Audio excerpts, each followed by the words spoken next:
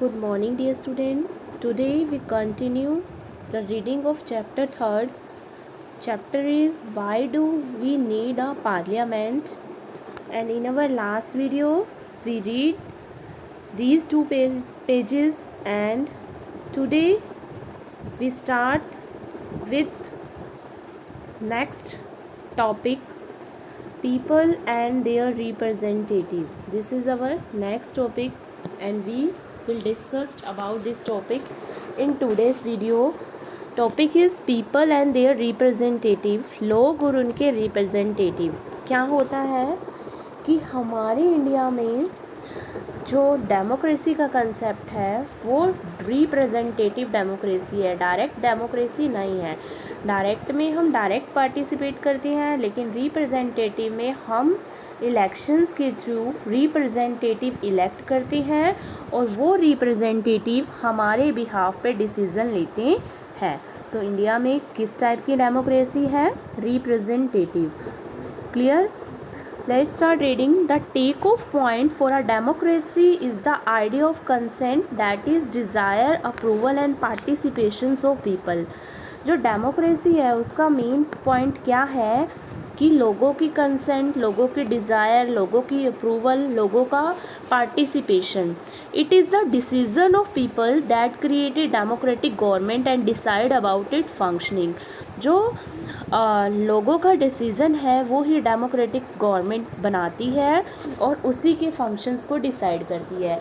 जो भी हमने रिप्रेजेंटेटिव इलेक्ट किए हैं या जो भी हमने गवर्नमेंट बनाई है वो जो भी फंक्शन परफॉर्म करेगी किसके अकॉर्डिंग परफॉर्म करेगी? According to the interest of the people. The basic idea in this kind of democracy is that the individual और the citizen is most important person and that in principle the government as well as other public institutions need to have the trust of the citizen. जो हमारी democracy का basic idea क्या है कि जो individual है या सिटीज़न है किसी भी कंट्री के, हमारी कंट्री के, वो मोस्ट इम्पोर्टेंट पर्सन है. जो भी गवर्नमेंट ऑर्गेनाइजेशन है या पब्लिक इंस्टीट्यूशन है वो वर्क करती है अकॉर्डिंग टू दीज सिटीज़न. इन सिटीज़न के बेस पे इन सिटीज़न के ट्रस्ट को गेन करने की कोशिश करती है. सिटीज़न को सेंटर पॉइंट में रखा जाता है, इसी के अकॉर्डिंग ही जो हमारी गवर्नमेंट है वो वर्क करती है. How does the individual give approval to the government. जो इंडिविजुअल है वो गवर्नमेंट को अप्रूवल कैसे देते हैं? One way of doing so as you read is through elections. एक ये तरीका है गवर्नमेंट को अप्रूवल कैसे दी जाती है? इलेक्शंस के through people would elect their representative to the parliament. जो लोग हैं वो इलेक्शंस के थ्रू अपना रिप्रेजेंटेटिव इलेक्ट करते हैं. Then one group from among this elected representative form the government. जो भी हमने इलेक्टेड रिप्रेजेंटेटिव सिलेक्ट किया है उसका वन ग्रुप क्या बनाएगा? गवर्नमेंट को फॉर्म करेगा. वन ग्रुप कैसे बनाएगा? जिस ग्रुप को सबसे ज़्यादा वोट मिलेंगे वो ग्रुप क्या बनाएगा? गवर्नमेंट बनाएगा. The parliament which is made up of all the representative together. जो पार्लियामेंट होता है उसमें जो सभी की सभी रिप्रेजेंटेटिव होते हैं वो इकट्ठे होते हैं. Control and guide the government. Government की जो भी पॉलिसीज़ हैं उनको कंट्रोल करते हैं और गाइड करते हैं गवर्नमेंट को क्या इम्प्रूवमेंट करना चाहिए, हमें हमारे सिटीज़न के लिए क्या प्रॉपर प्लानिंग पॉलिसीज़ वगैरह बनानी चाहिए. In this sense, people through their chosen representative form the government and also control it. तो लोग कैसे गवर्नमेंट बनाते हैं? अपने रिप्रेजेंटेटिव को सिलेक्ट करके, चूज़ करके लोग गवर्नमेंट बनाते हैं. क्लियर? यहाँ एक पिक्चर दे रखी है. इस पिक्चर में ये बता रखा है, this photo shows election staff using an elephant to carry polling material and EVM to polling station located in different terrain. कि जिस टाइम हमारी कंट्री में ट्रांसपोर्टेशन ज़्यादा डेवलप नहीं होता था उस टाइम जो EVM मशीन्स है या जहाँ पर रोड्स वगैरह डेवलप नहीं हुए हैं, जहाँ पर ट्रांसपोर्टेशन फैसिलिटी नहीं है, रोड डेवलप नहीं हुए, तो उस एरिया में जो EVM मशीन्स है उसको एलिफेंट के थ्रू लेकर जा रहे हैं लोग. Clear? The above idea of representations have been an important theme in your class 6th and 7th social and political life text book. जो रिप्रेजेंटेशन का आइडिया था वो कैसे इम्पोर्टेंट था ये हमने 6th और 7th क्लास की बुक में पढ़ लिया। You are familiar with how representative are chosen at different level of government. और आपको पता है कि जो रिप्रेजेंटेटिव है वो अलग अलग लेवल पर किस ढंग से इलेक्ट किए जाते हैं। Let us recall these idea by doing following exercise. अब हम ये एक्सरसाइज पढ़ते हैं, इसके अकॉर्डिंग हम ये आइडिया देखते हैं।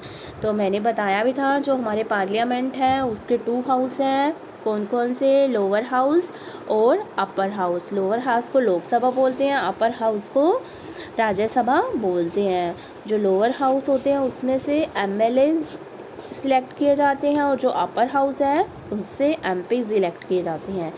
ठीक है, फर्स्ट क्वेश्चन क्या है इसका, जो ये एक्सरसाइज दे रखी है, use the term constituency and represent to explain who an MLA is and how the person gets elected। जो कॉन्स्टिट्यूएंसी होती है उस टर्म को एक्सप्लेन करो। कॉन्स्टिट्यूएंसी क्या होती है, जब हम किसी स्टेट को अलग अलग भागों में बांट देते हैं, अलग अलग पार्ट्स में डिवाइड कर देते हैं, उसको बोलते हैं कॉन्स्टिट्यूएंसी। देखो जैसे ये कोई स्टेट है, कोई भी स्टेट का एग्जांपल हो, हरियाणा का ही ले लेते हैं हम। इसको अगर हमने अलग अलग पार्ट्स में डिवाइड कर दिया, पॉपुलेशन के अकॉर्डिंग कॉन्स्टिट्यूएंसी डिसाइड की जाती है। तो ये है हमारी कॉन्स्टिट्यूएंसी की। हरियाणा में 8 कॉन्स्टिट्यूएंसी, इतनी सीटें हैं, और स्टेट में पंजाब में इतनी है, ये सब चीज़ें पॉपुलेशन के अकॉर्डिंग कॉन्स्टिट्यूएंसी डिसाइड की जाती है और ये हर स्टेट की अलग अलग होती है।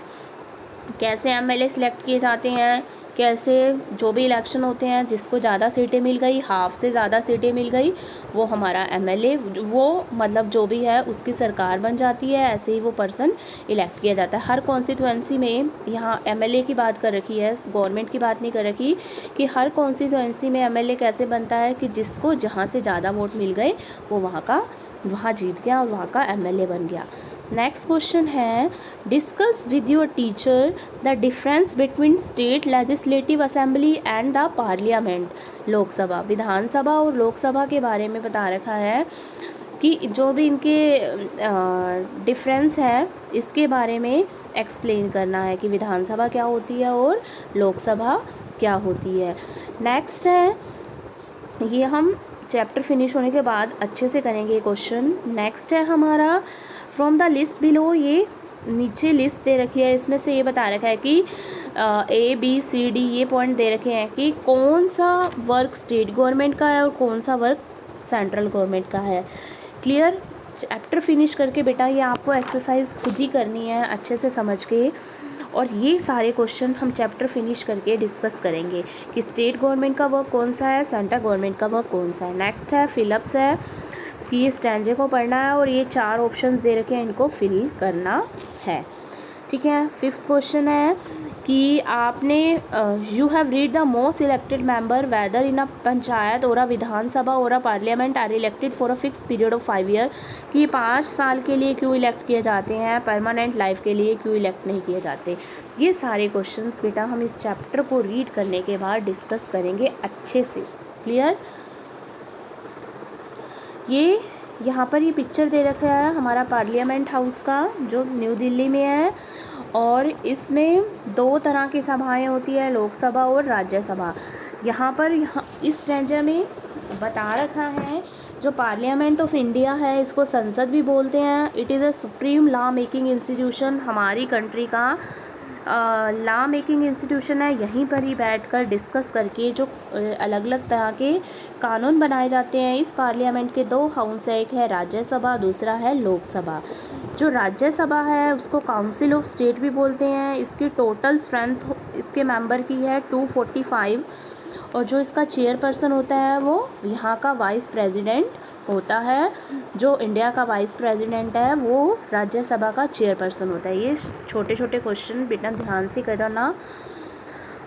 और जो लोकसभा है उसको बोलते हैं हम हाउस ऑफ पीपल। इसके टोटल मेंबर होते हैं 545, और जो यहाँ का स्पीकर होता है वो यहाँ का चेयरपर्सन होता है। लोकसभा का जो स्पीकर होता है वही चेयरपर्सन होता है।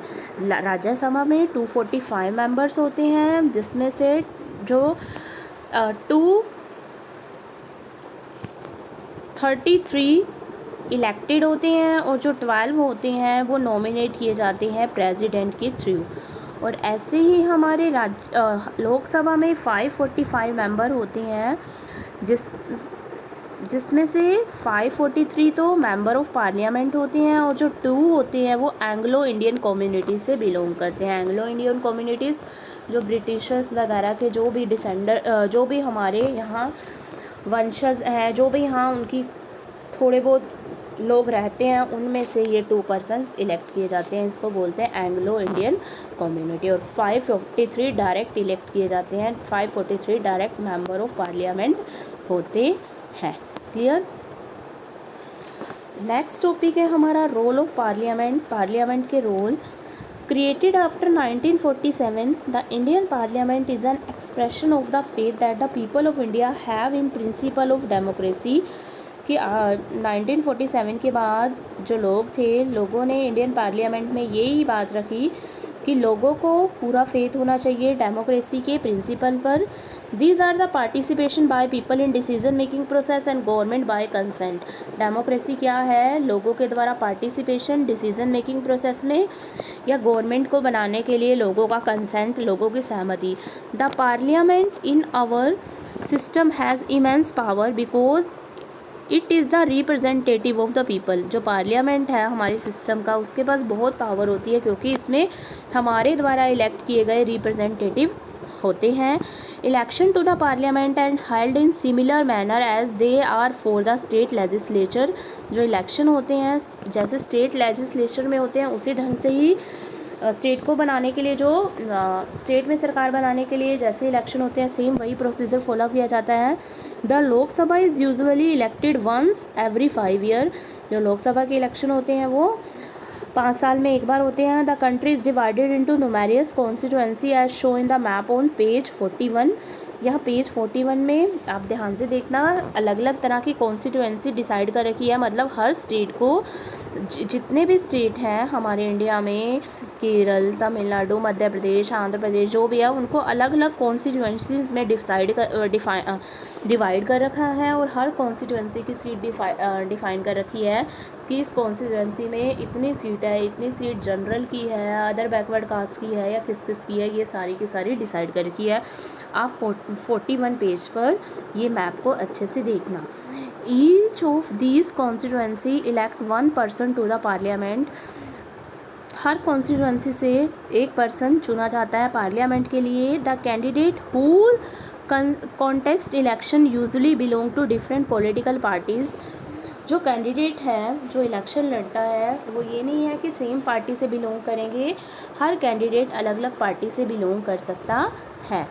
With the help of the table below let us understand this further. यहाँ पर इलेक्शन के बारे में बता रखा है कि जो हमारी कंट्री में लोकसभा के इलेक्शन हुए थे 1984 में, उसमें किसको कितनी सीट मिली? भारतीय जनता पार्टी को, कम्युनिस्ट पार्टी को।